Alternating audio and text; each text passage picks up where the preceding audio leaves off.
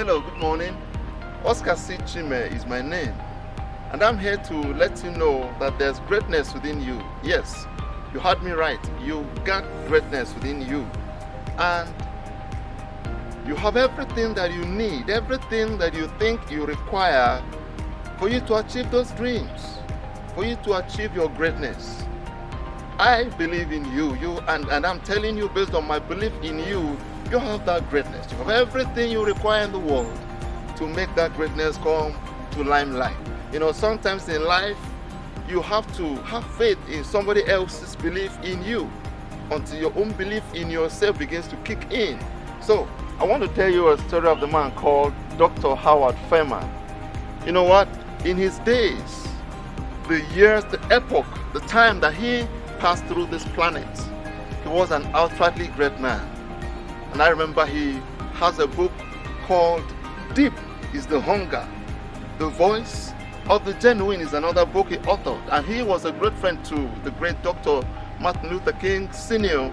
And he was a mentor to Dr. Martin Luther King Jr. as well as the great Mahatma Gandhi of blessed memory.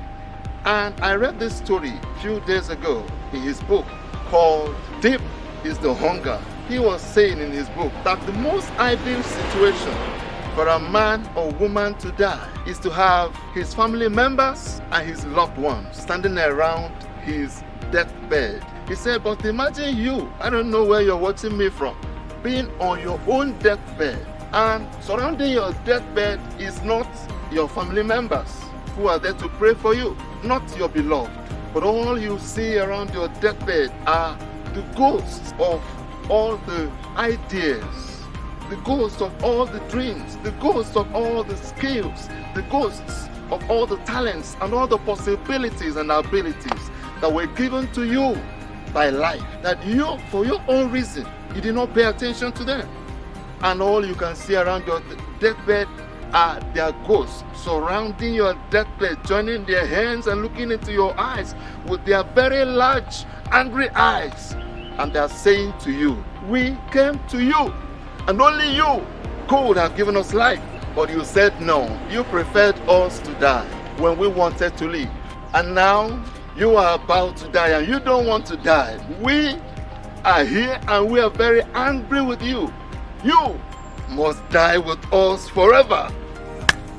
When I read that story, it broke my heart into 1,000 pieces. I couldn't put myself together and I began to shed tears again. And I began to mourn all the ideas that have come to me in the past years.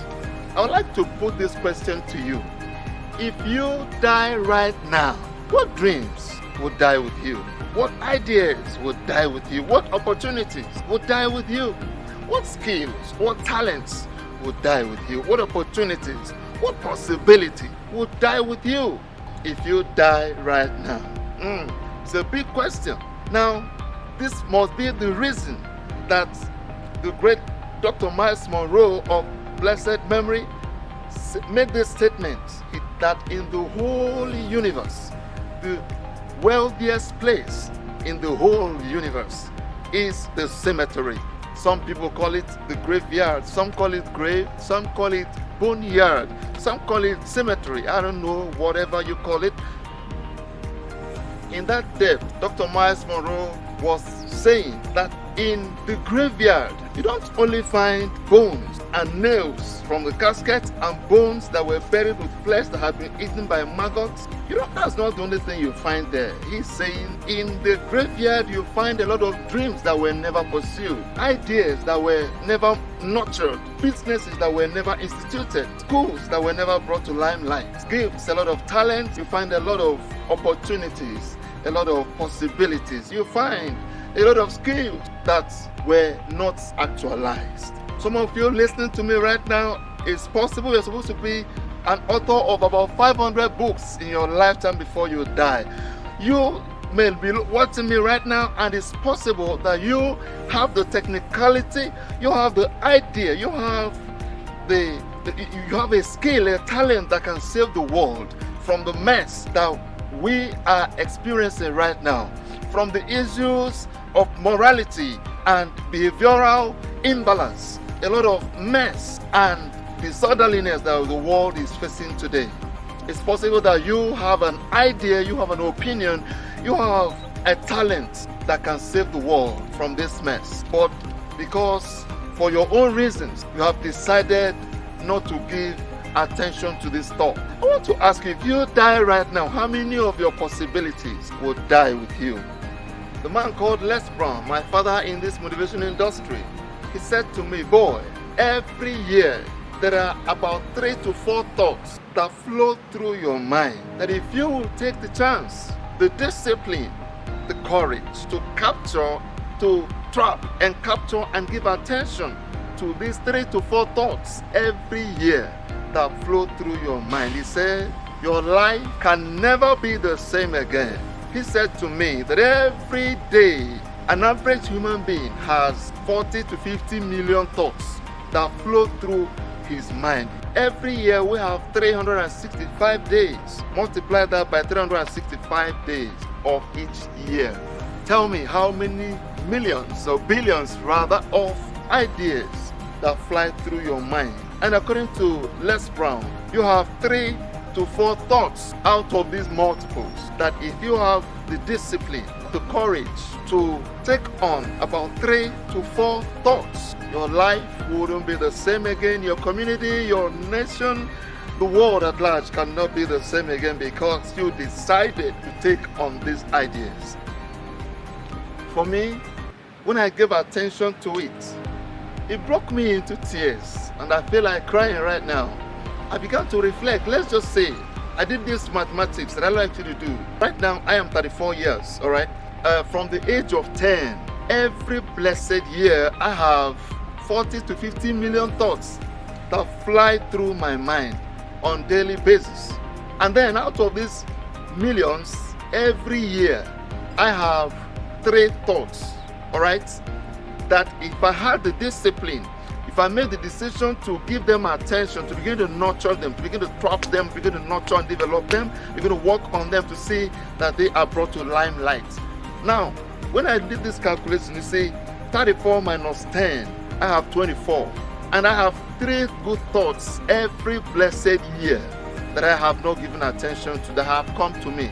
24 multiplied by 3, that is 72 good thoughts. Fantastic, mind-blowing, world-changing thoughts that could have turned the world around. And I began to give attention to this. And I said, if I die right now, 72 thoughts that life has offered to me, I will not see my family members surrounding my deathbed. All I will be able to see are the ghosts of all these ideas, of all these thoughts, the ghosts of all these dreams, the ghosts of all the books that I have not written, the ghosts of all the seminars that I have not organized, the ghosts of all the workshops that I have not brought to reality. All I can see around me is 70 of them. Oh God, how many ghosts of your dreams will be waiting for you, surrounding your deathbed, looking at you with their large angry eyes and saying to you, we came to you, and only you could have given us life. But you said no, you preferred us to die, and now you are about to die, but you don't want to die, and we are angry with you. We are saying to you, you must die with us forever. How many of them will be waiting for you? While I summarize, I'd like you to take your pen, do this calculation using these figures I gave to you. 40 to 50 million thoughts every day, 3 to 4 fantastic, mind-blowing, world-changing thoughts that are gifts that God gives to mankind through you every year, multiplied by your number of age minus 10 hypothetically, all right? Do that calculation. How many of these big dreams have you been able to achieve? I'd like to summarize by leaving you with this. Professional nutritionists, they say we look like what we eat. You look and you become ultimately what you think. The kind of food that you feed your mind with, you ultimately become. So please, do not let your dreams die with you. Thank you very much. I remain your friend and host, Oscar C. Chime. Follow us on YouTube, Oscar Fruities Mass Enterprises.